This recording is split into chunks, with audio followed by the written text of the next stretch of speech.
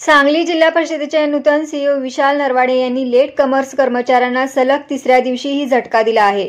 स्वतः सीईओ विशाल नरवाडे सकाळी 9:45 मुख्य गेटवर आले आणि त्यांनी सुरक्षा रक्षकांना कुलूप लावण्याच्या सूचना दिल्या। तत्पूर्वी गेट बंद होण्याच्या वेळेत अनेक कर्मचारी धावत पळत आत आले।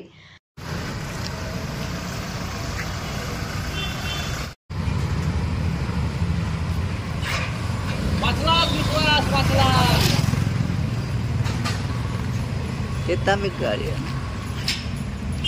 जाणार असं तू म्हणाव तिथंच परत हो या पटकन नात या नाही एकदा बंद झालं की हातात असताय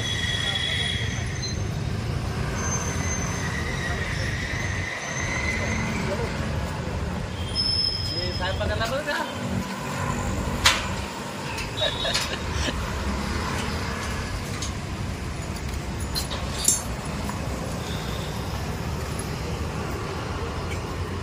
दरम्यान अर्ध्या तासाने गेट उघडल्यानंतर अनेक कर्मचारी आत आल्याचे दिसून आले। त्यामुळे आजपासून वेळेत कार्यालयात न येणाऱ्यांवर कारवाईचा बडगा उगारला जाणार असल्याचे समजते। त्यामुळे जिल्हा परिषद वर्तुळातून एकच खळबळ माजली आहे।